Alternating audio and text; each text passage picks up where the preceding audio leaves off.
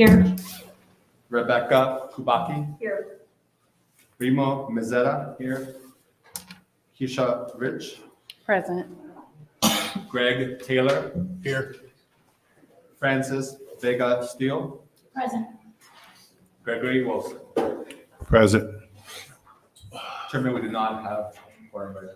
Okay. I'm sorry, but we do not have a quorum for this meeting. So we will continue. Did we have anybody that was like- no.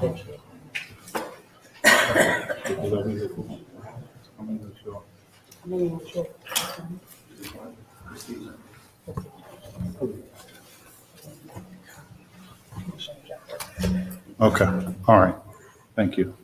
So we do not have a quorum, but we'll continue to move forward. That just means we won't be able to vote on anything today.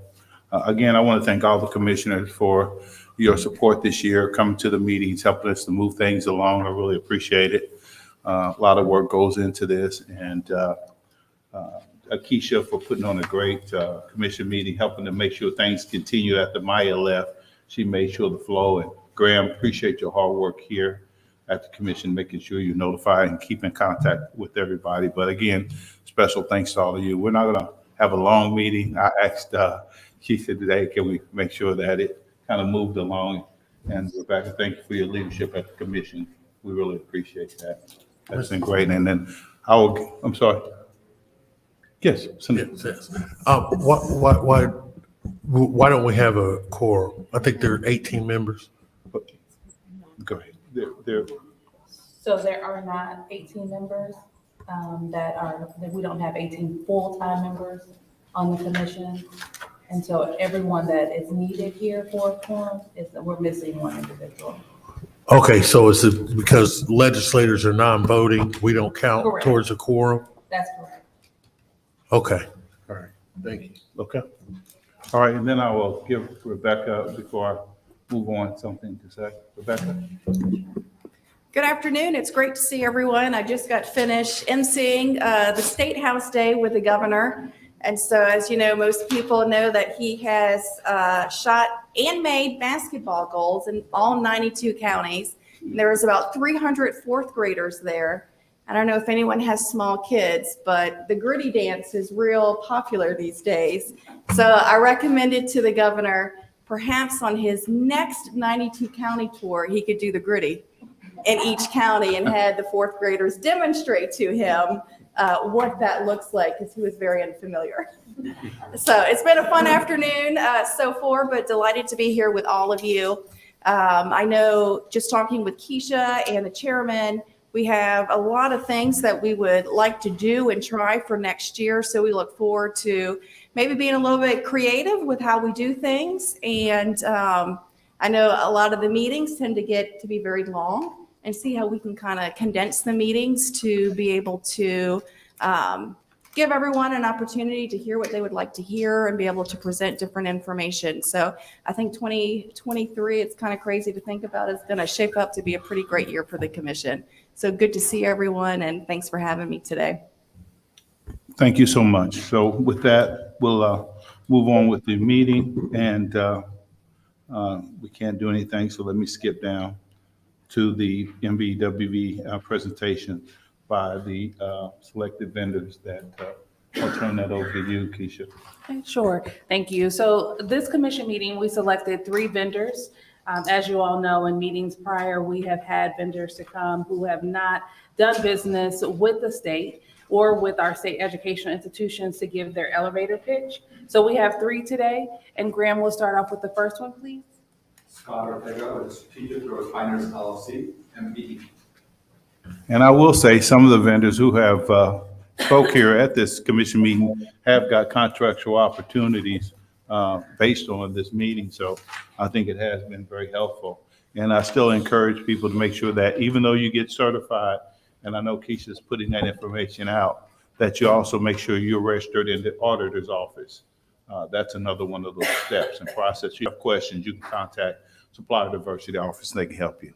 Please. Okay, great. Is this in a good spot? Just make sure. Okay, my name is Scott Ortega. I'm president of Strategic Growth Finders LLC and MBE, and we primarily do business through My Tidy Space. And what we are is a wholesale distributor of HVAC and electrical equipment. And we also do sales representation and subcontractor support. The thing I want to talk about today, primarily what I've seen is the big opportunity within SEIs is ultraviolet C disinfection units that we carry. And if you're not familiar with that, that's actually a range of light that kills about 99.9% of viruses and bacteria. So everything from COVID to MRSA to C. diff, flu, you name it. And we have units that can operate within a room like this while people are present. Before they come in, clean the air, clean the surfaces, as well as after you're here, continue to operate safely, UL certified. And when you leave, clean again. So it's more about continual sanitation. We also have other units that work specifically within HVAC for increasing longevity of life by cleaning the coils in the AHU so that you have the mold, all the mold that accumulates or the other things that cause less efficient use, more cost, and shorter life. It'll kill all the mold that's on the coils. I have product descriptions in the brochures I'll hand out, and you can tell me when you'd like me to hand those up. I can hand them out at the end of this real quickly. And what really, there's 3 different groups there of products. One is the continual use, which is really unique while people are in the room. The other one is deep cleaning. So if you imagine classrooms, locker rooms, sports facilities, high touch, high engagement areas, it really cleans them well. Historically, where this has been used is, just to give you an idea of the efficacy, is in operating rooms. So surgeons use it all the time to kill things like C. diff and MRSA and all the other stuff that they're really afraid of people getting, and contagions in a hospital setting. These are more for commercial and really, open involvement in a university. So the benefits are not just the health, there's also recruitment and retention of staff, athletes, students that you can get from this. So it isn't just about the functional benefits, but if you think about the emotional benefits people get from it, being able to come back to the office, being able to feel safe in their environments. There's a lot of good PR marketing / other stuff that are actually real benefits that can be communicated and leveraged. For athletes, it's also about just keeping them on the field. If you want to keep your teams going, my son's a junior in college, so I've lived through the 2 years of COVID and the interruption of university life, for what it does to them. And so I think it's also the thing to keep in mind, it isn't just COVID. It is the whole being prudent. What do we learn? How do we avoid disruptions? How do we maintain health going forward? Because people have a very heightened awareness now of this. And so it's kind of, and we can expect other disruptions in the future, but how do you control for it in the future? Now, in the last year, and this is really the summary for the 4-minute speech, I'll keep to that. So, 1 minute? Perfect. That's exactly what I need. So if I look at the last year of trying to work with HVAC companies or janitorial services or whatever, if it's not spec'd into the bid, really they're adding a cost when they add a new benefit that isn't spec'd in initially. So it's really probably about education or really providing examples to the people that originate the bids, whether that's through the procurement directors, facilities managers, the department heads. So the other thing we can offer is free audit services, where we can come in and scope out a space for you, either pre or in development, and provide the engineering support, the whatever, but give you a cost benefit analysis of what it actually looks like. And I think that's part of it, is just people don't understand what that is. So if there are people that need that, that's something I can help arrange to bring in. And I've got those explained in the brochure as well. Any questions, commissioners? You said there was 3, and I caught the continual sanitation, the deep cleaning. Was the audit the third one? No, actually, there's really, so if you think about it, there's continual operation while you're in the room. There's also the deep cleaning ones, which are more for like a locker room or an operating room or hospital facilities, whatever. Those will operate autonomously, automatically. And then the third is really HVAC specific in terms of cleaning coils and for efficiency of equipment. Lower MERV, if you're familiar with MERV filters, you have a lower grade you require because your throughput of your air is much cleaner. So you're facilitating all that. So it's a lot of less investment in those things. Any other questions, Commissioner? Thank you. Okay, Thank you so much. and would you like to have the brochures at the end of the meeting? At the end. Thank you. Thank you. Thank you. Next up, we have Heather Simpson, Circle City Web Design, WE. Well, I'm gonna go up here. Just for the microphone. Here.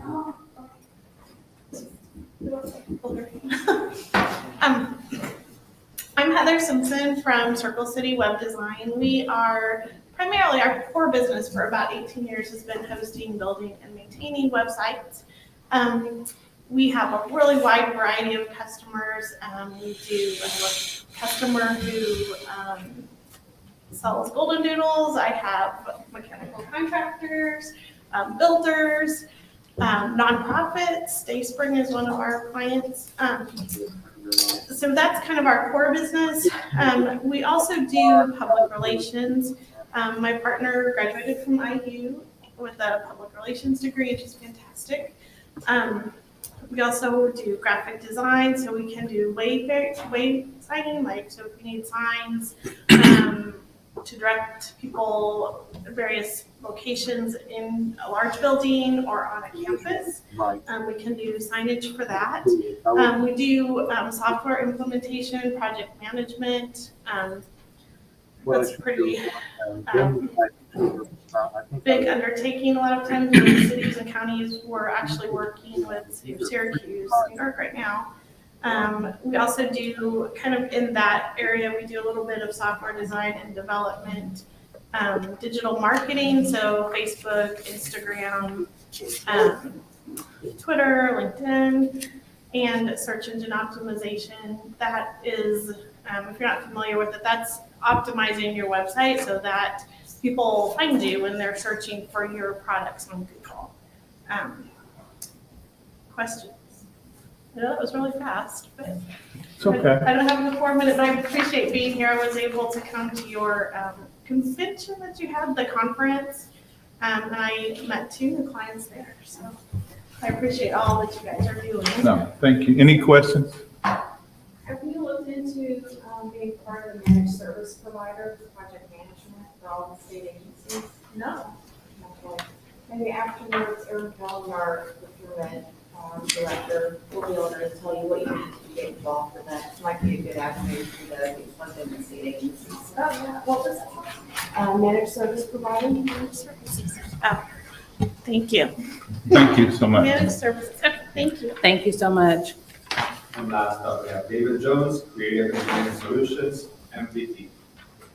Good afternoon, everybody. Good afternoon. Good afternoon. Like you said, I'm Dave Jones. I'm the president and the senior electrical engineer for Grid Engineering Solutions. We are a mechanical, electrical, and plumbing design firm.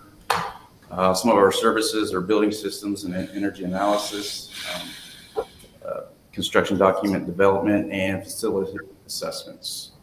A little bit about our company is myself and 2 friends decided to start an engineering firm after we realized that where we used to work, customer service was it was lacking. So we decided with our combined 78 years of experience that we would start our own firm, and we opened up in September of 2021.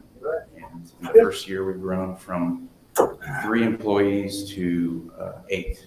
So now we feel that we have a core group that we can actually do larger projects. And then he goes like this, like he gets in there and he's like, thank you. A little bit about us 3 is since we are friends, we feel that we have a synergy that media acquaintances wouldn't have if they started their own design firm. You know, we don't walk on eggshells when we disagree, you know, and we believe this provides more accurate documents because we have such good coordination. Some of the projects that we're working on right now, we're working with Indianapolis Public Schools. We're doing a lot of mechanical upgrades and renovations. And if anyone's would like a reference, we encourage you to reach out to IPS. We feel like we've given them really good service. A project we just finished with Indiana University was the sports lighting upgrade. to LED. And we provided a request for proposal to procure the lighting vendor. And then when they were selected, Creative Engineering Solutions did the electrical design for the infrastructure to accommodate the new system. We're also doing work for Franklin Central High School. We're doing an addition and renovation there. Part of the design is mechanical, Anything we need. heating and cooling for the new addition, and then providing capacity to heat and cool some of the existing building. Great. So we the engineers that have been doing the design for years. The only difference now is that our names on the door. So we're very confident in our skills, and that's all I have. Any questions? Any questions, Commissioner? So you do primarily schools? We do. We do K through 12, higher education, hospitals, labs, municipal and government facilities. That's what we have expertise in. I have one question, Mr. Chair. Yes, so you're under the professional services. So on this RFP that you won, how was the process? Well, we worked directly with the Indiana University engineers. We provided the specifications on what the lighting vendors had to provide, and like lighting levels, structure for the site poles, and they came and they had to have we gave them a price range on what IE could afford, and they came in with the design, and we went over it with the university, and then we were looking for the lowest bidder, but did they have our criteria was more important. And then as soon as we went through that process, then my company did all the electrical design for all the new lighting. So that you hit on a part of it. My question to you is, were you selected through an RFP process? They Okay, reached out to us to provide it. good. Now, when you went through that RFP process, was there any discussion of the goals for the project that you designed? Yes, this was all coordinated with Indiana University Supplier engineers, and then the criteria for ESPN guidelines for that type of lighting design. You have to have so much light for cameras. My only question, but the reason why I asked that question is while your professional services might have had a supplier diversity spend, was the end project, did it have a diversity spend as well in the criteria? The end project was us designing electrical infrastructure. Well, somebody had to put it in. Right. Oh, yes, that was Cassidy Electric from Bloomington. Is that a supplier? That is the electrician. So Okay. Were they diverse? Were they MBE, WB? they were not. Okay, thank you. Mhm. Other questions? Thank you so much. Thank you. Yeah, and then one is, before we move on, I want to acknowledge longtime supporter of minority women business at the state level, local level, and that's Jesse Moore. Just want to knock Jesse, not at you. He's been a great supporter and also a mentor when I was younger. So just appreciate you being here, Jesse. Learned a lot from him and people like Jesse about that commitment. No, he's a young guy. He was younger too, but it was great to see Jesse do some of the things he did, and he was a great example for myself. So just want to acknowledge you, Jesse. All right, so up next, we have the presentations from the state educational institutions. As a reminder to the state educational institutions, one is being live streamed. So when you come to the table, please pull the mic to yourself so that they can hear you online. And then secondly, you're given 3 minutes to go over your goals that you had for 2022, and then what you're going to do or your goals for 2023. And the first up is Brandon with Purdue. And I said, if you're here as a business, please make sure you talk to these ladies and gentlemen, whoever represents the university after the event as well. Can I come, Brandon? All right, good morning. Good morning, everyone. Brandon Gasson here, Purdue University. Start out, give a report about the outreach efforts for 2022.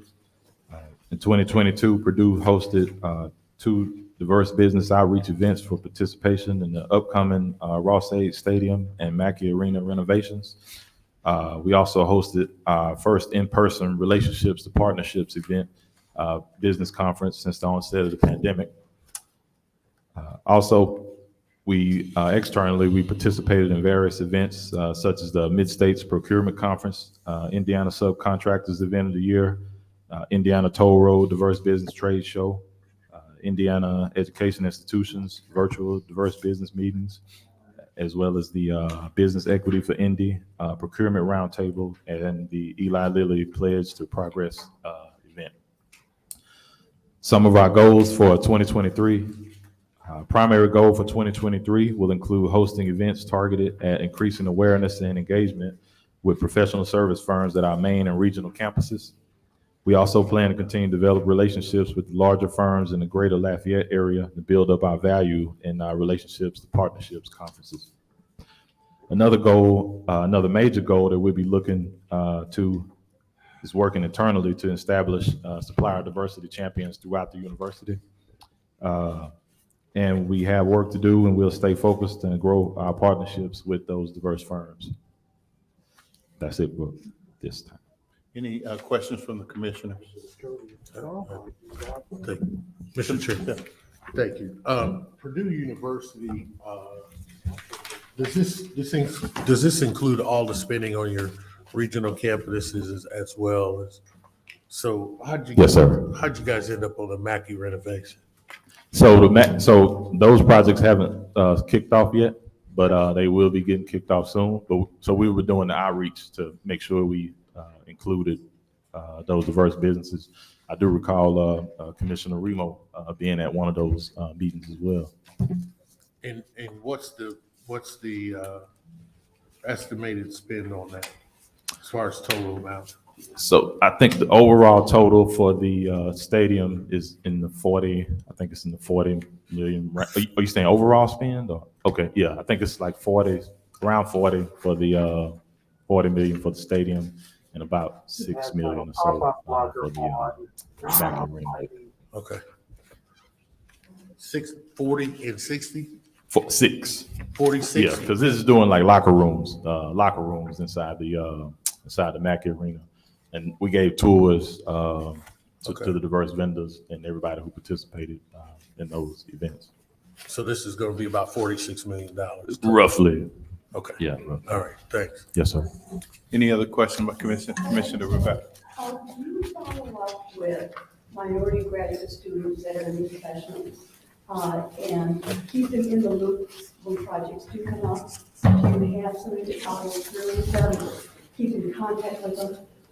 So our office, that's not something that our office has done, but I'm sure we probably have some type of several different departments on campus, and that's something that I could definitely kind of follow up on. But our specific office, we don't kind of follow up with the student aspect of it, but that might be I think that's a good idea.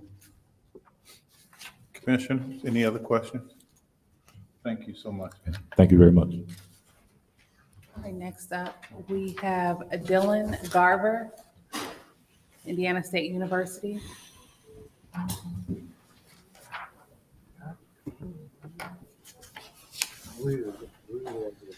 Hello. So our outreach efforts for 2022 started, I guess, in May.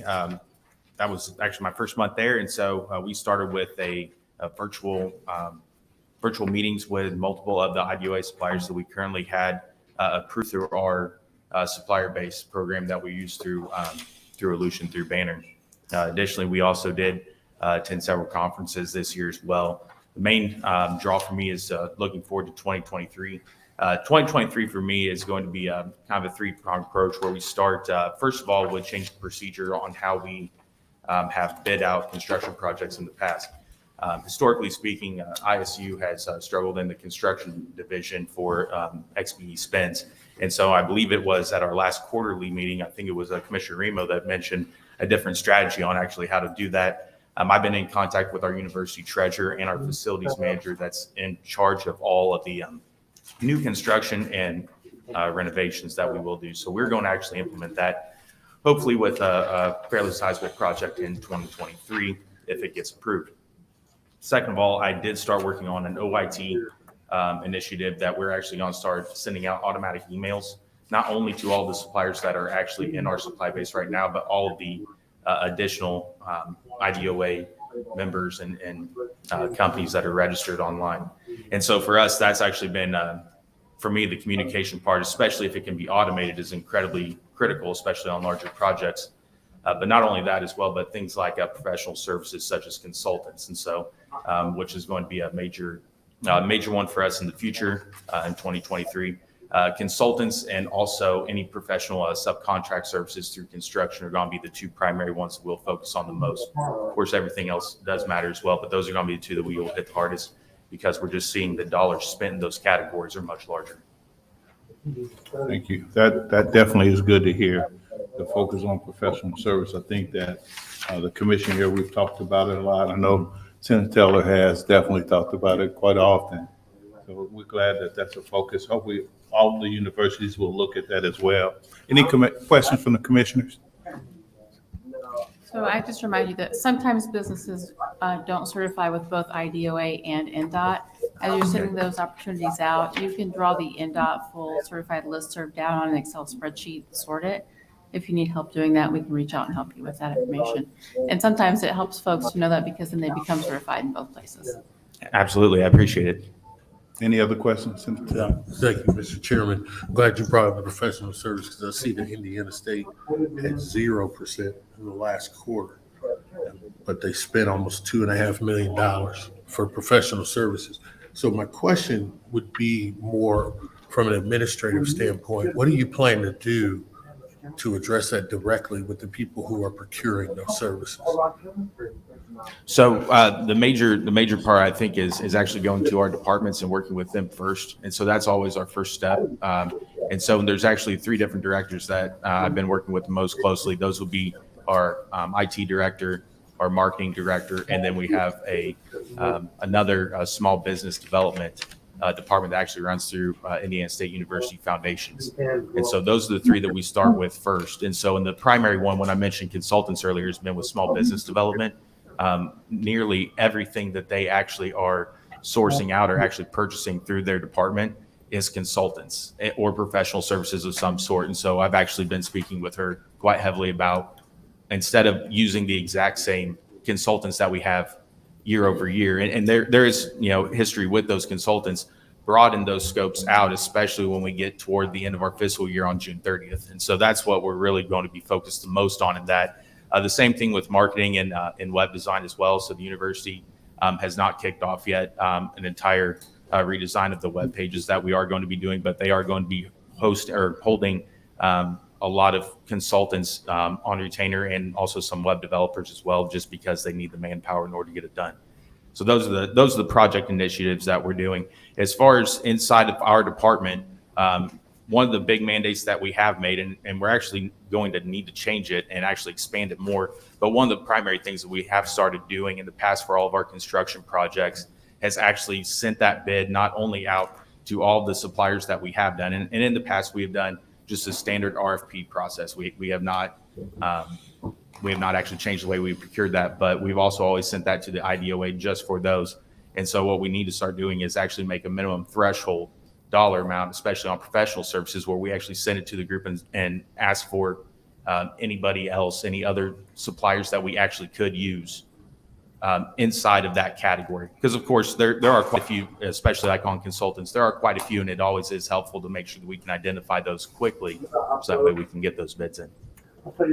You kind of starting behind the 8 ball with the first quarter of your fiscal year with 0%. You still got to catch up with the 2.5. That's my concern, is that when you start out with those numbers like that, and I think your fiscal year, you were only around 1.3%. Is that total, or is that? Well, what we have is this weighted average, and the information that I have here, your professional services on MBE was only 1.3. Yes. WBE was, which I find very interesting, 16.74%. Yes. The best thing about Indiana is the people. Indiana people. It obviously can be done. Yes. Is what the point I'm trying to make. So, yeah, I just wanted to, actually your WV spend, and I think a lot of people focus on the weighted average. If you focus on both, if you focus on the individual categories, the MBE, the WBE, the veteran-owned businesses, you'll find a little bit more. You had 48% WBE. You must be the same company, I would imagine, Yes. for that service, but 0% Next in up, the Timberland's MBE handbook field. for the Hoosier Sugar Free I Pie think we Concert. can do better there. So thank you. There are I agree. Thank you. 5.27 Well, I know million that acres you of just cornfields started in this year, Indiana. so we I look love for looking great at my things great from you grandpa's next cornfields. year. So if He anything says we he can do loved to help, working with them. Supply The diversity fields are a teams beautiful available. sea of green You can get any surface. kind of listing from them or support. It's great. Appreciate it. Thank you. Thank you. Thanks, Dylan. Lawn cares. Next up, Richard Wise, Indiana University.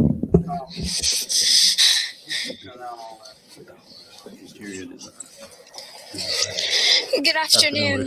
My name is Good Shaw. afternoon. Many people buy popcorn. Well, hello, everyone. Someone talk a little bit about our Commissioner, and thank you to our two essay winners outreach history. for reading to in us the so years well. since I've been with the Taxes. university It's and nice to this do that. fiscal year too. Exams. So we have But my favorite thing. have partnered with the Business Equity for Indy, which includes Indy Black Chamber, the Indy Chamber, Mid-States Minority Supply Development Council, and other entities to try to promote best practices on supply diversity. Big focus is on black businesses for Class Central Indiana. dismissed. So we've been working with them, attending meetings, attending outreach events, et cetera, and participating in those things. We've also have a partnership with the Mid-States Minority Supply Development Council and the Kelly School of Business. Those partnered up about a year ago on two dual programs. The Accelerate 100 program, which was for the mid-states, and I think the first cohort on that, they had pretty close to about 100 companies sign up for that, minority women venture companies, to go through a very formal training program.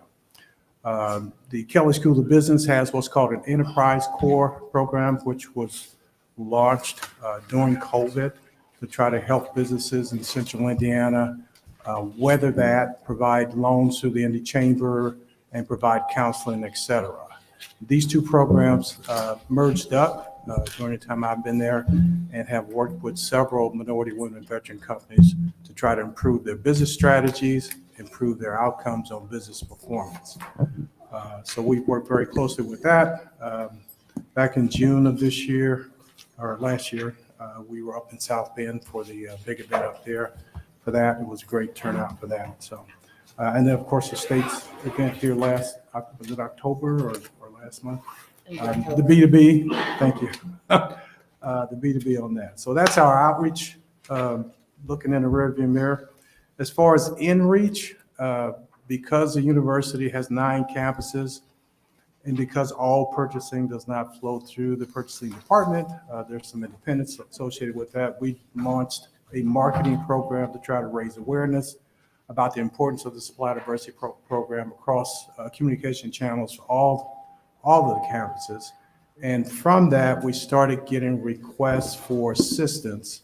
What are we doing in terms of supply diversity? What's our spend history? So we have a data analyst and myself who have partnered with these departments, these schools, these work groups to try to give them a history report on their prior to fiscal year spend, and then to identify within that report which companies that are diverse that they've spent dollars with, where that they have missed opportunities for spending. That process led us to developing, and it's right on the purchasing website, a search tool. And that search tool is linked to all 1,600 plus diverse suppliers that are certified by the state. That's important for us because we're trying to get our spend up with the state. That tool is up there, and it's being utilized for companies or for departments, and actually for outside. It's a publicly facing, so anyone can use it. But the tool is designed to search very quickly and identify minority women and veteran companies certified by the state to help internally with our department spend, but also anyone can use the tool. And the last time we tracked the usage of it, about 30% of the use came from outside. So that's a lot of what we've done internally. One of the things we've done as part of the marketing strategy is publish articles on supplier diversity. We've also developed podcast recorded interviews with companies that are diverse, that have a long history of doing business with the university. We wanted to raise awareness about those companies. So that's on the supply diversity webpage. You can get to that through the purchasing webpage. I think we've done about 6 of them, and we've got more to come too. So that's kind of our strategy, internal in-reach, external outreach to try to promote our program, to try to raise awareness and the importance of the program to get help, to try to improve our spend performance. In terms of what do we have going on right now, we have a big project, a School of Medicine, $140 million academic health center. That was launched, I think, in the first quarter or second quarter of last year. That's ongoing. The target on that is to get 20% diversity spend. It's a CMC project, construction manager as constructor. There's 3 very large packages that make up the $140+ million. I've been working and tracking very closely with the folks who are running that program, because the idea is to try to maximize diverse supplier participation and spend to help us with the shortfall in other areas within construction where we're not doing so great. So I've been piping the dream above 20% on that, and those who have seen me at Black Expo during our presentation on that project, I emphasize the importance of us getting our spend of 20% or more. They've had 3 package meetings that I've attended. I've always talked about we've got to get our minority spend up, particularly in that area, because it is very important for us, because we're very, very much falling short in that space. Our percentages are somewhere around 3% minority, 8% women, and about 1% veteran. So, I got a question on that specific project. I know you say you stay in touch with them. What are you doing with them, or on the professional service side? Have you seen what they've done on the professional service side? I have seen what they've done. This is architect, engineering, and then the other professional services. We have promoted other companies to them that fit in the professional services space. It's been kind of a challenge because I don't work in that department. It's capital planning and facilities. Again, there's a lot of independence at the university. But what I have found is that as I'm reaching out to them, they've been very proactive about being more conscientious about recruiting companies in the professional services space. But right now, you really don't see a lot of diversity on that particular project. It's like you're planting the seeds and you're waiting for the growth. In fact, everything that I just shared with you that we're doing, we're basically planting the seeds for later growth, because it just takes a little bit more time than I'd like to say, because it does take time to get people acclimated, and it does take time and you got to keep reminding too. You got to keep going back and keep reminding. Sure. I just know that, I appreciate it. I'm gonna get the commission. I just know that what happens, but challenge is a lot of time, again, not always in your power, your control, but the seeds do get planted, but they don't grow. Yeah. And that's a challenge sometimes, is that we do this for years. We talk about this even before you come. We talk about this for years to so many, but it doesn't change some of those things. So our job is to kind of keep reminding, about those opportunities. Please, Commissioner Brown. Okay, Richard, you talked earlier that you have focus for next year mainly in the Black minority. Yes. Are you doing any outreach with Latino or Asians? Or Yes. any other minorities? Yes, absolutely, yes. So you're holding other outreach meetings for? We have not held any outreach events. We partnered with other communities that have done outreach events, but I think it's time for us to do our own outreach events now. Working with the 15-plus schools, departments, and work groups who have requested assistance, that is the next step, is to try to set up outreach events for all of them. I'd like to get something consolidated here in Indianapolis as well as down in Bloomington and the other campuses too. But yes, to your question, all minorities. So you. Yeah. It's just that the Indy Black Chamber has a focus on Black businesses for Central Indiana, and we're in partnership with that effort too. So what's the name of the hospital, or not hospital, the IU?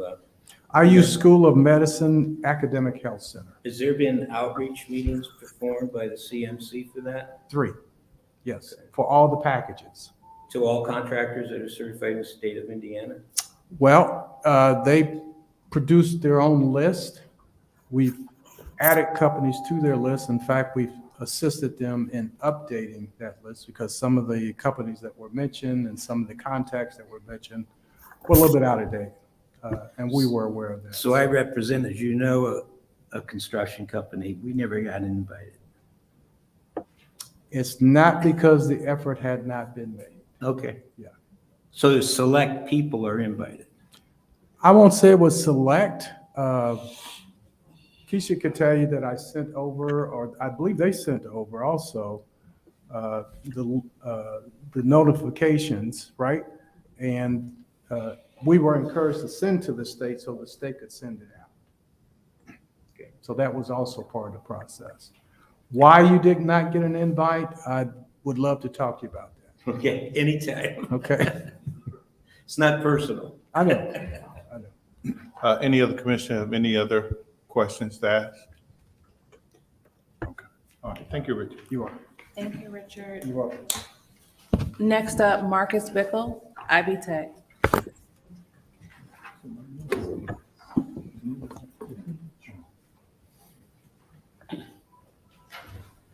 Good afternoon, Marcus. Good afternoon, everyone. Sorry, switch glasses so I can actually read here.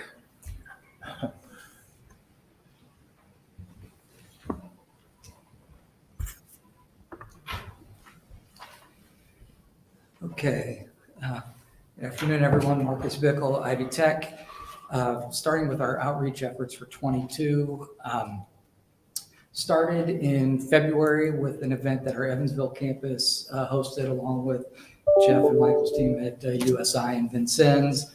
That was largely spearheaded on the Ivy Tech side by our executive director of finance down there. That was a little bit, I think they may have started a little bit before I started. So that was our first event. I personally attended that one, but I also attended a couple of IDOA events that you all have had. Roger at Ball State graciously invited us to take part in the Ball State event. So myself, along with representatives from our Muncie, Anderson, and Richmond campuses were there for that. And then, let's see, our couple of representatives from our Indianapolis and Hamilton County campuses attended the Indianapolis Airport Diversity Outreach event. And then just this past November, so a few weeks ago, our statewide facilities lead attended the American Council of Engineering Companies Supplier Diversity event, which was actually also held at an Ivy Tech facility. So that is some of our external outreach events for 22. One of the important things that I've been trying to do, and this will actually lead into the efforts for 23, is as many of my colleagues have said about their universities, we do not have centralized procurement. So each of our campuses purchases on their own, as well as our facilities all purchase on their own. So I have been trying to work with the campuses to better bring supplier diversity into their purview. Some of them are really good at it. Some are learning, both because it's, they're new to the positions themselves, or it just hasn't been, for one reason or another, hasn't been at the top of their list. So I have been, at our campuses, we have executive directors of finance, which is kind of, I guess, for lack of a better comparison, kind of like the CFO of that campus. They have quarterly calls. So I am now meeting with them on a quarterly basis. I presented to them back in, I believe, April, and now we're doing quarterly calls, and that is my goal, is to keep that going, which I know it will be because my boss is also the one who puts those on. So we'll make sure that I stay on that agenda. Another group that is that has a new change of leadership in our organization is our diversity, equity, and belonging team. So our new vice president has been very enthusiastic about this and getting our statewide diversity leads at the campuses involved in this as well.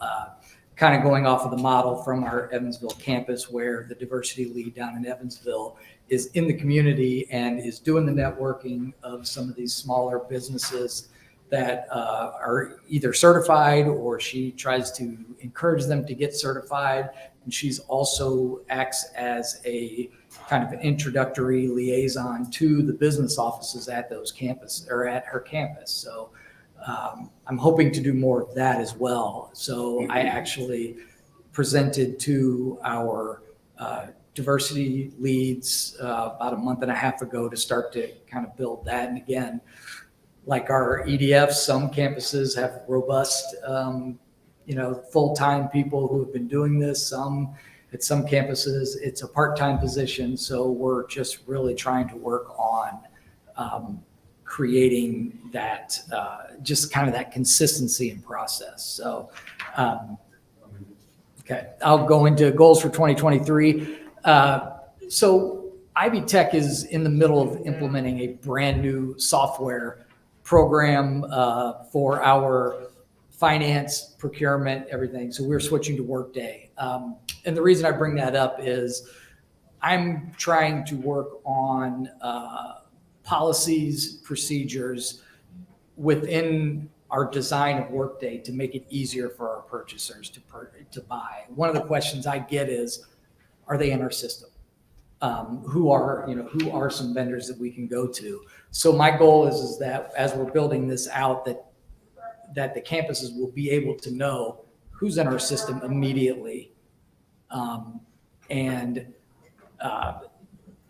hopefully keep them in our system longer, because right now we actually have to purge after a year if we haven't done any purchasing with a company. So working on things like that. Okay. Commissioners, any questions? When are we done? Thank you again for your presentation. And some of these commission meetings, we broadcast them. So invite some of your other campuses to listen in so they can get a better understanding of what you're doing and what we're trying to do at the commission. I encourage all the universities to invite your other campus operations to listen in. Thank you. Thank you. Thank you, Marcus. Next up, Roger with Ball State.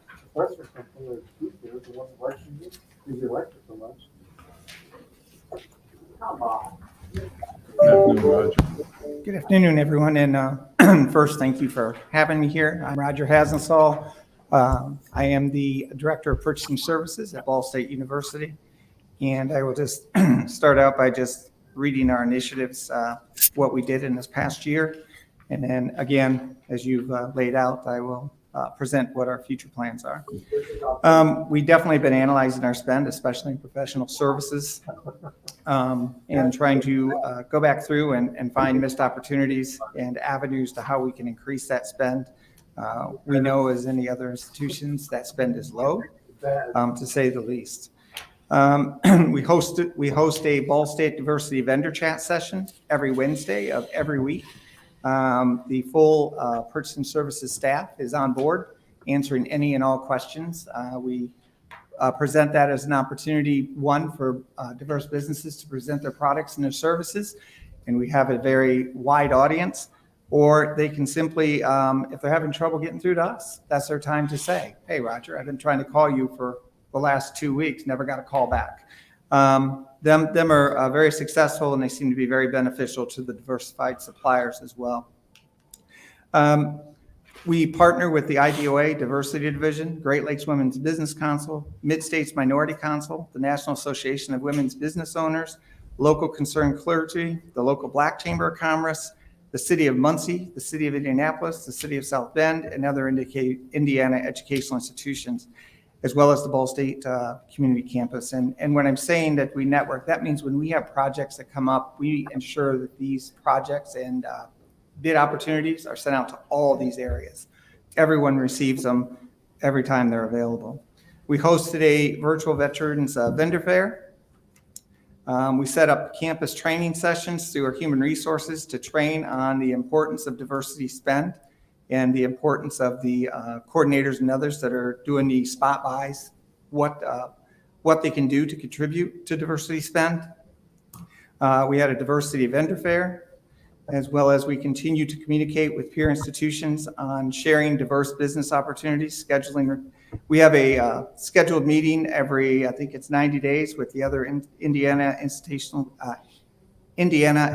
institutions, and they graciously always attend, and we share what's going on out in the area of diversity and share information with each other on potential opportunities for diversity spend.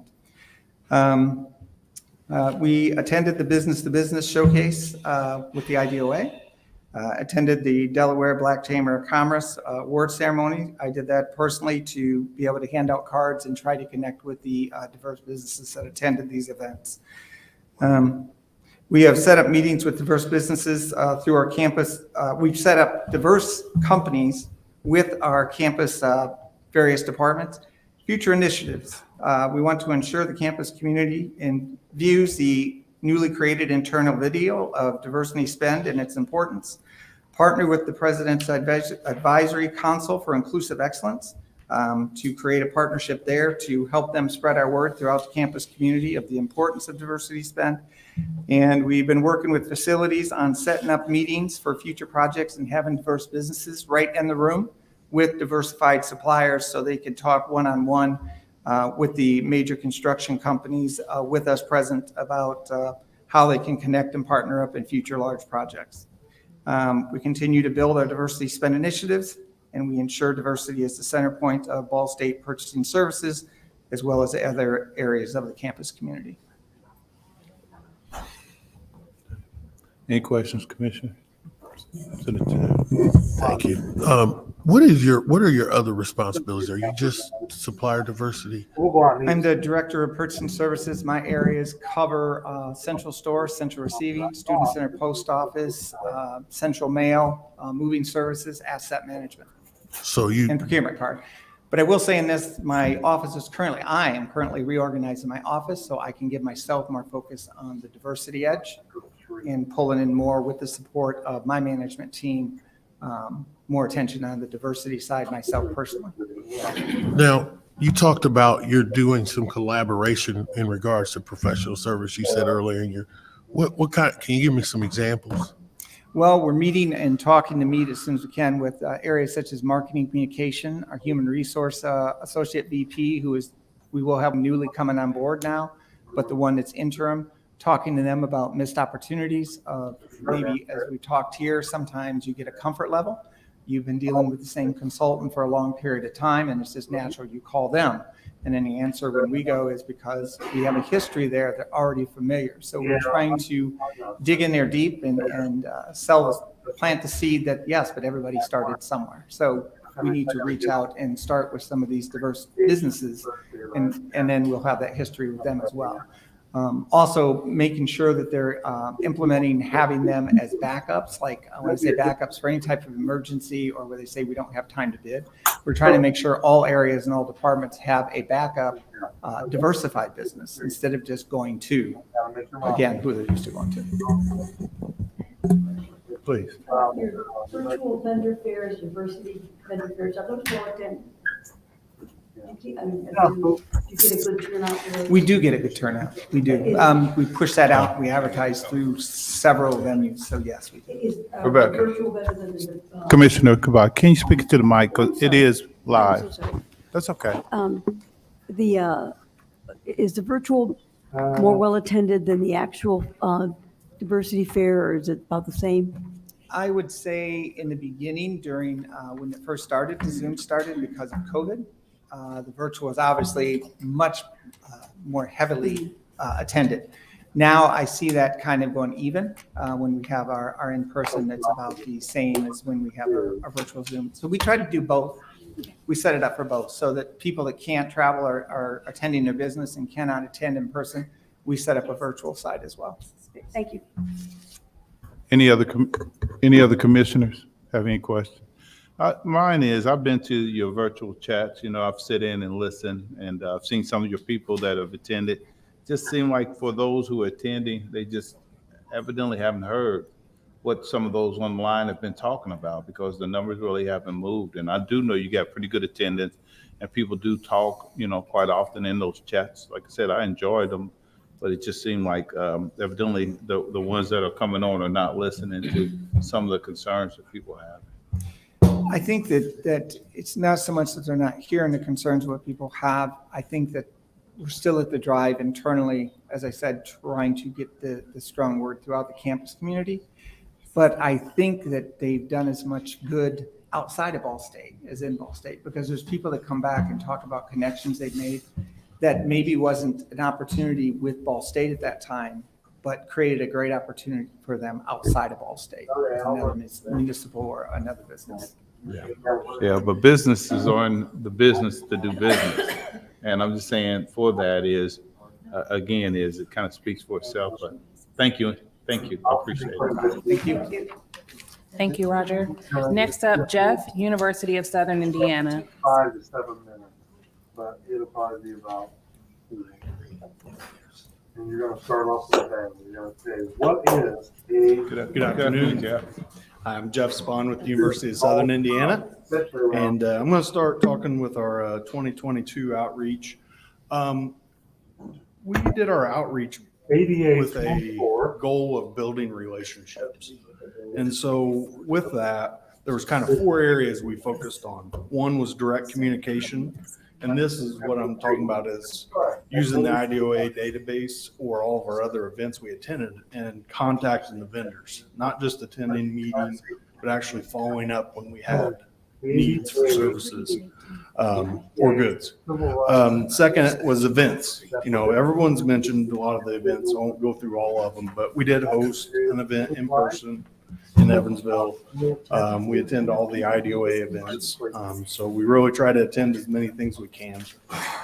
Collaboration, all the SEIs, we're all trying to do the same goal, working with IDOA. And so we do bounce a lot of ideas off each other, and it may not look in our numbers all the time, but we are giving that effort and trying to learn from each other. And the last thing is education. And when I talk about education, not only educating ourselves by attending, maybe conferences, but also helping educate others. This past year, through our National Association of Education Procurement, I actually presented on supplier diversity with the University of Illinois and Indiana University, and had a lot of great conversations after that. So it was, to be able to do that, it gave confidence, that some of the things we're doing are right. So 2023 going forward, we're trying to expand these relationships. We had our best MBE. It's not that it's, where it needs to be exactly, but we want to grow the number of vendors. We've got some that we've been able to, get a lot of spend with. We had a new janitorial cleaning service that we did over 100,000 with this past year. But I want to give other opportunities. So kind of hitting on those 4 pillars I talked about. And then in addition, we just added a procurement buyer. So now I have 4 staff members.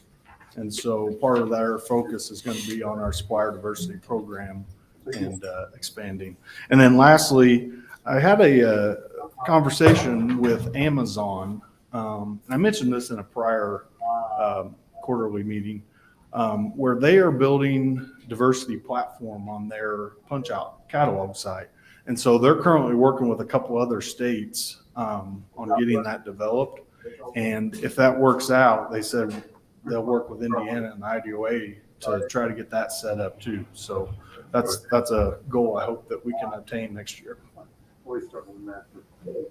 Commissioners have questions? No questions? You should use the. All right, thank you very much. Thanks, Jeff. Last but not least, Michael Morrison, Vincent University. Good afternoon, Michael. Good afternoon, everybody. I'm Michael Morrison. I'm Director of Purchasing and Risk Manager for Vincent University. Our outreach last year, of course, we had the business partnership with USI and Ivy Tech, and we're in early discussions. I think you mentioned also doing it in 2023. Of course, we always attend the IDOA Business Expo. Thank you, Keisha. Those are always extremely successful for me. Roger mentioned the Ball State Vendor Chat that we also attend on a quarterly basis. Thanks to Richard, I was a panelist in the Black Expo. Part of my outreach is always internal, meeting with departments. It seems like faces continually to change rapidly nowadays. So I've already started. My first one is in March, and I always want to make sure I attack the microspend, which we all know is kind of easier to source diverse vendors through. I did want to mention, if you guys remember EdPro, Dr. Chiatula, she presented in Columbus, and my diversity spend report included $16,200 to her. So at one time she was sitting in that chair right there. My struggle is always getting companies to become certified with IDOA versus Midstate and all the others, or just becoming certified. So if anybody has a easy solution for that, I'm always open. Keisha's team does a wonderful job helping and supporting the certification folks. That's pretty much all I have. Commissioners? All right, no questions. Thank you. Thank you.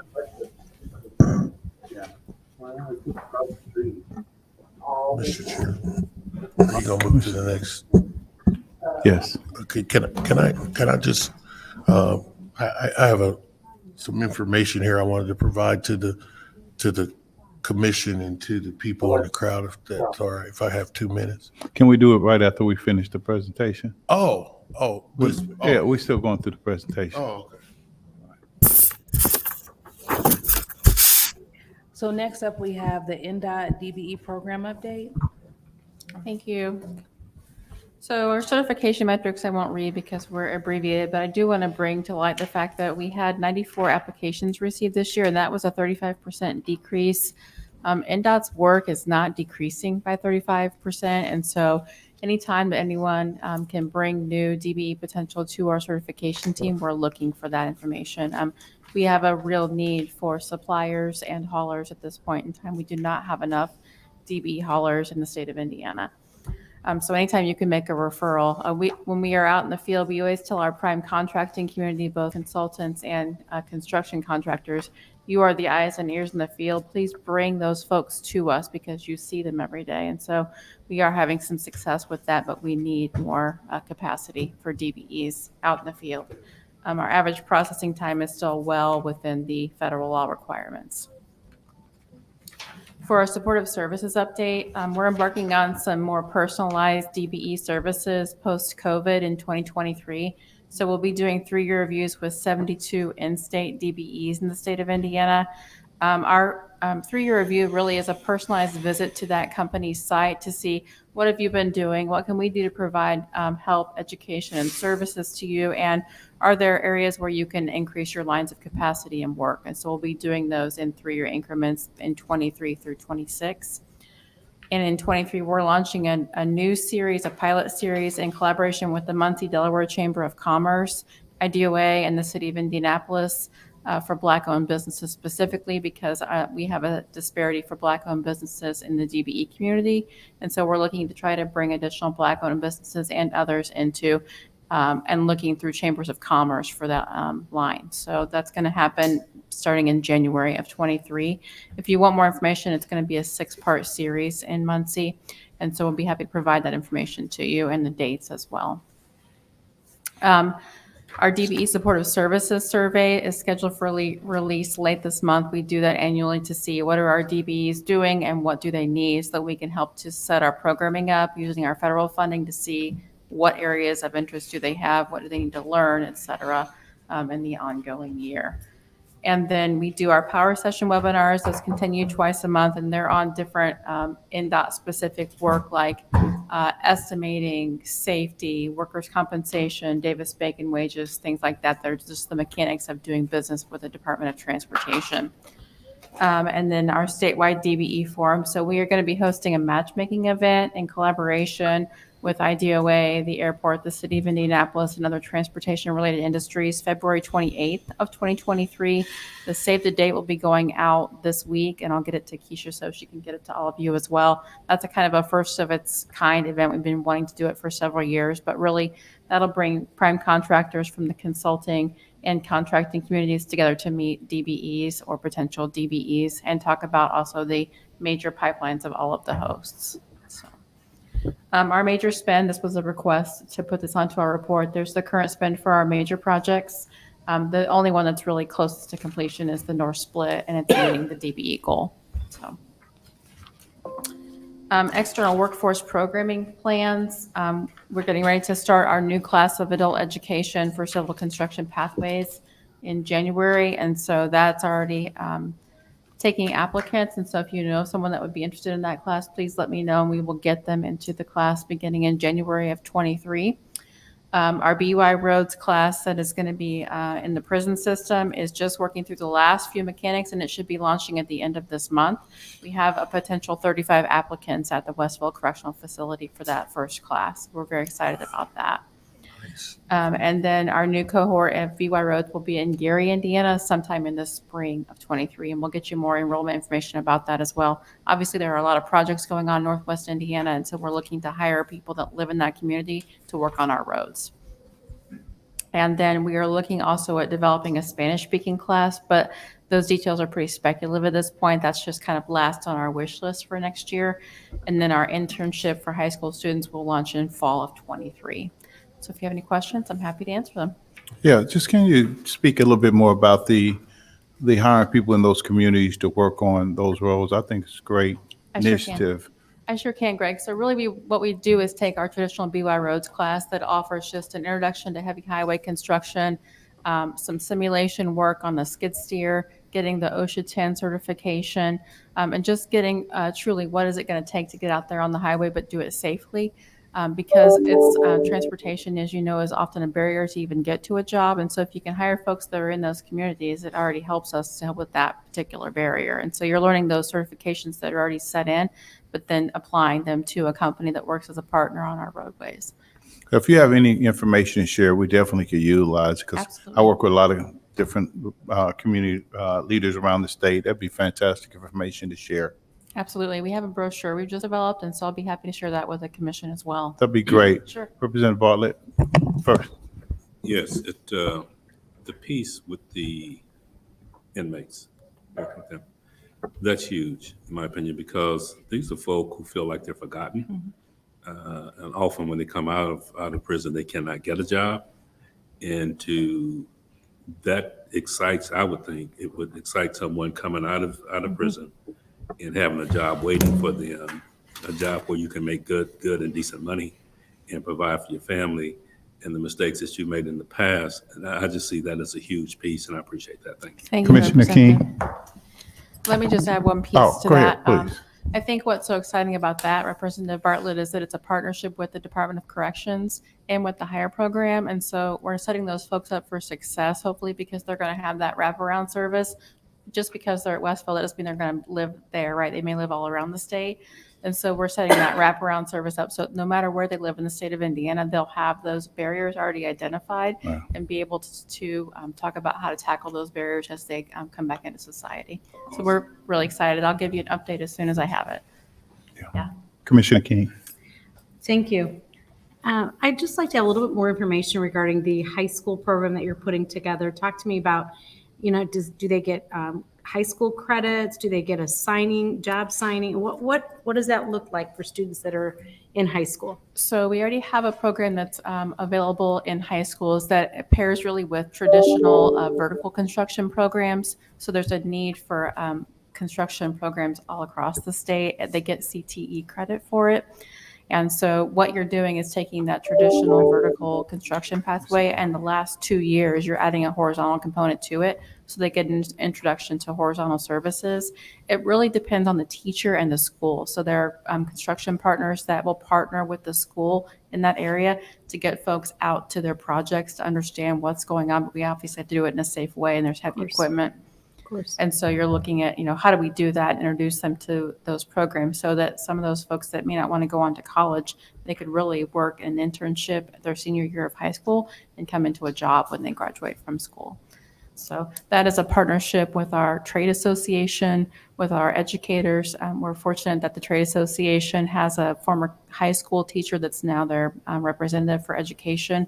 And they're working also on trying to put the field visits in as part of the curriculum and integrating that in so that it's a much richer experience for the high school students, very similar to how they build a house, right? You can't just build a road. It's much easier to go to a site and build a house. So they're trying to integrate those things into the process.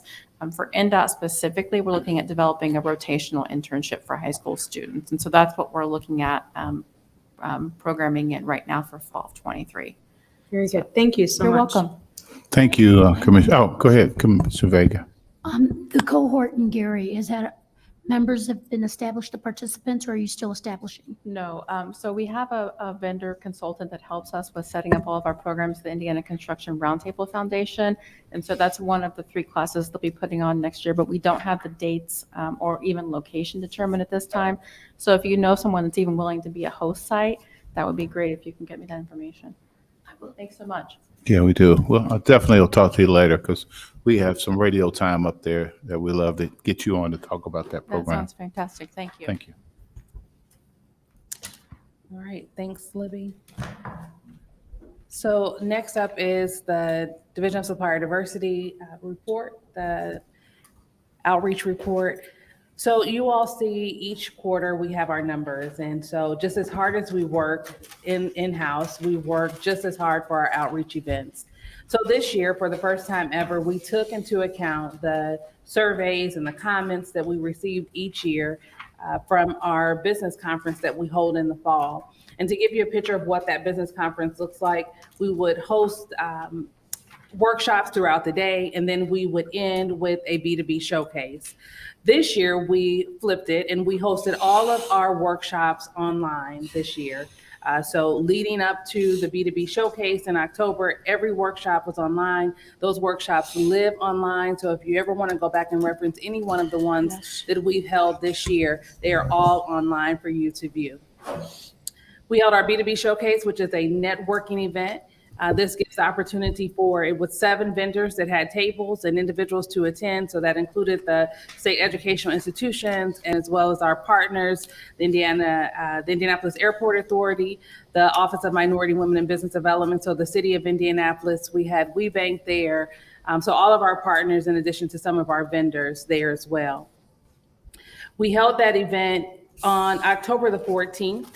And it was our 14th annual B2B showcase. During the opening ceremony, we recognized newly certified vendors. I believe we chose 7 of those. We had those individuals to come up so they could be introduced to those in the community. So these are business owners that are right here in Indianapolis or surrounding counties in Indiana that other businesses can network and partner with at any given time.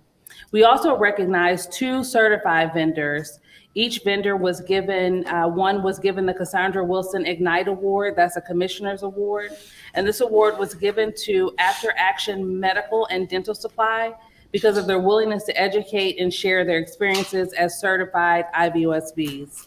So they are Indiana veteran-owned small business certified company. We also issued the Ralph Wesley Adams Jr. Supplier Diversity Trailblazer Award.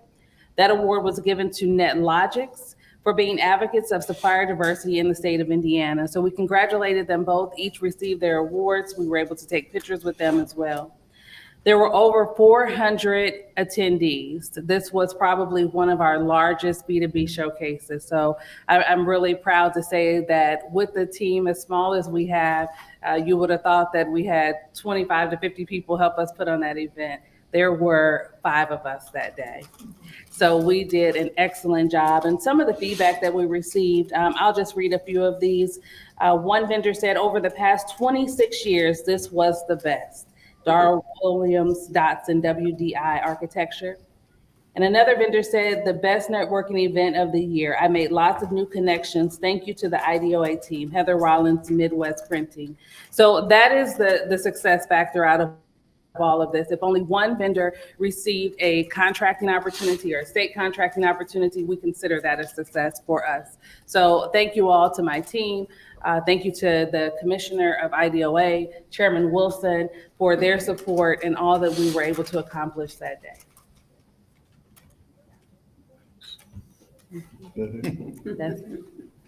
I also want to thank, again, Supplier Diversity Team. I know they work extremely hard. They work with all the universities.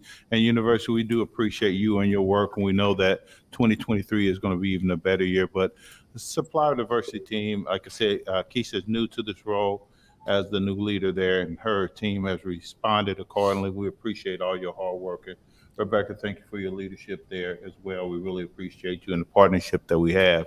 And before nothing else there, then we're going to get out of here early. Oh, my goodness. I just got one announcement before we move on. I'm going to let Senator Taylor, but first I want to, we have our MLK program coming up in January. We want to make sure everybody comes up. Virgil, if you get up and tell us the times and dates for the MLK programs real quick.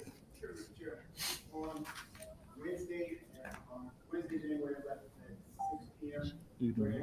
Maybe mix the lights. 32nd annual replacement ceremony that's on the square.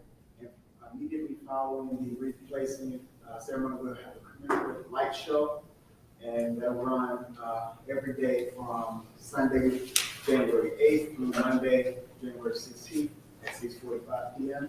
nightly, and on Thursday, January 12th at 12 p.m. at the State House, we're having an MLK celebration where we will recognize 4 community servants for their work throughout the state of Indiana, and the governor will also be able to make some. Yeah, and then we have the awardees that will be receiving awards there at that program. Virgil, that was the 12th, right? Yes, January 12th at 12 p.m. at the State House. Thank you, Virgil.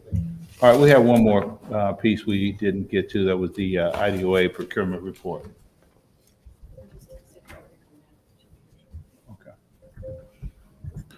Okay, Senator Taylor, you had a. Yes, thank you, Mr. Chairman. Yes. I wanted to go back to the SEI reports, because I think sometimes the SEIs get a bad rap for some of the things that we bring up here in the commission meeting. But I want to, as a member of the Indiana General Assembly, I think it's only prudent that that we provide the commissioners with access to the same information that we have. And as a member of the General Assembly, sometimes we get information that NDOT might not get, that lay members, minority-owned businesses may not have. So what I did is I had my staff put together some numbers associated with what the state of Indiana actually provides to the universities, the 7 universities that we have come present today, because from my standpoint, this is the kind of the accountability part. This diversity spend is the accountability from the Hoosier taxpayers that I think everybody, even those watching today, would be proud of us as members of the General Assembly to emphasize. This is just fiscal year 2020 and 2021. To the universities, these dollars come directly from state taxpayers in the state of Indiana. This doesn't come from any other source but the state of Indiana. This does not include tuition. This does not include any licensing that the university gets for paraphernalia, in anything. And I just wanted the commission members to hear these numbers and understand the importance of why we keep emphasizing to the SEIUs that we want them to be successful. In fiscal year 2020 through 2021, we provided, as far as state tax dollars, approximately $547 million to Indiana University Bloomington campus, an additional $223 million of state taxpayer dollars to the IU regional campuses, an additional $77 million for special programs, totaling almost $848 million over that biennial budget to Indiana University alone. To Purdue University, let me add what is Indiana University, Purdue University, Indiana, which is School of Medicine for Fort Wayne, Evansville, Norfolk, Gary, and all these other universities. We provide approximately $486 million to those institutions of higher learning. Vincennes University got approximately $139 million. Ivy Tech got a grand total of $592 million. Ball State, $392 million. University of Southern Indiana, $173 million. Indiana State got $194 million. And Purdue University, with the combination of the regional campuses, hear what I'm saying here, repair and rehabilitation to their facilities of approximately $24 million, for a total for Purdue University of $933 million of taxpayer dollars. Now, from my standpoint as a legislator, I think that you, as the community who elected me, would want me to hold those individuals accountable for the programs that we have here at the state. And that is why I always come to these meetings trying to emphasize the importance of the supplier diversity program that the state has created and provides access to the universities. In the next biennial budget, I can tell you there's going to be approximately $480 million worth of projects that these universities are going to be asking us to give them from state taxpayer dollars to pay for facilities. Listen to that number. And I'm not talking about debt service that we also pay on some of their bonds that they have. This is direct cash. So for the people who present on behalf of these universities, and I don't know if this commission needs to, but we need to make sure that everybody understands we are not going after the SEIUs. We are simply saying that of the billions of dollars that I just went through, we have an objective at the state that says the people who provided you that money look different and come from all walks of life. And we, as legislators, hopefully with the support of everybody here, want them to be accountable to those programs.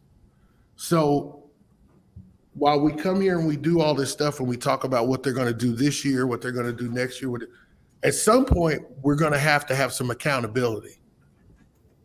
And that accountability, to me, the first place to start is with the billions of dollars that we provide to them through the state of Indiana and the taxpayer dollars that we provide. I don't think we're there yet, don't get me wrong, so I don't want any university presidents calling me. But we're getting very close. Because to me, it only makes sense that we, as a commission, do what we can to incentivize the universities to meet the objectives and the goals that we have. So, Mr. Chairman, I just wanted to put that out there so that not only the public, but these commissioners have all the information and access to the information for us non-voting members of the commission to, and any legislator can get this from the handbooks that we get. I just had my staff was gracious enough to put this together for me. So thank you, Mr. Commissioner. Thank you, Commissioner. I appreciate that information. Now we'll finish up with, we have, is she here? I thought she came in. She is?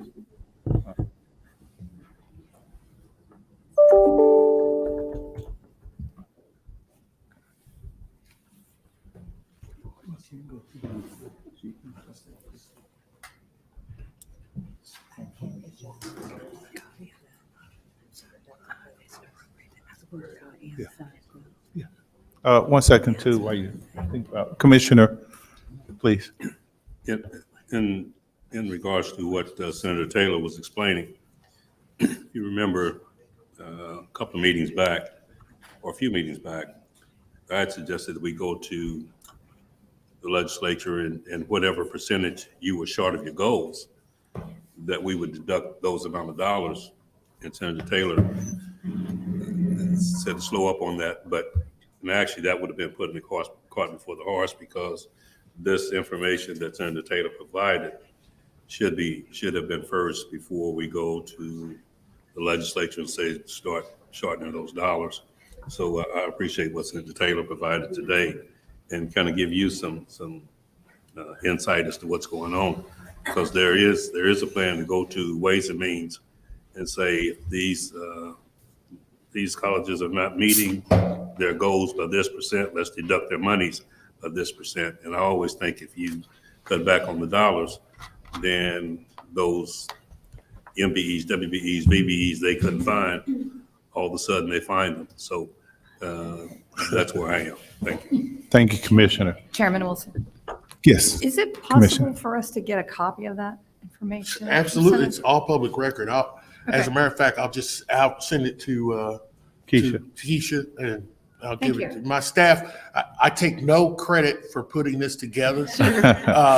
This all includes, for example, debt service that we pay for debt that they have, capital projects that we pay for in regards to buildings and things like that. I really was just looking to see, and I didn't know the number was this big until, and then, the medical schools which we need them. I mean, nobody's saying they don't provide a value to add to the citizens of the state of Indiana. But when I saw the numbers, I was like, yeah, I mean, and we're asking things like 8%, and you get to spend the other 92% the way you want. Right. Kind of, but yes, I will provide this to Keisha, who can then provide it. Yes. Thank you, Senator. I know it's a closing year. Any other commissioners have anything they want to speak to before we kind of wrap this up? Again, thank you all for coming out and joining us and being a part of our commission meetings throughout the year. We have, I know we're going to see if we have any public speakers from do we have anybody from the public? We do not have any public comments. Well, anyway, I'm going to go ahead and, yes. So the first quarter meeting is TBD. It's usually the last Friday in February. Did you want to keep it that way, or did you have one at a later time? At a later time. Okay. So I just want to wish you again, good New Year's in 2023. And we look forward to the commission coming together again. And thank you all. Thank you. And Libby, looking forward to hearing more about that. That's exciting. That's exciting stuff. Thank you, everyone. Thank you, everyone. Meeting adjourned.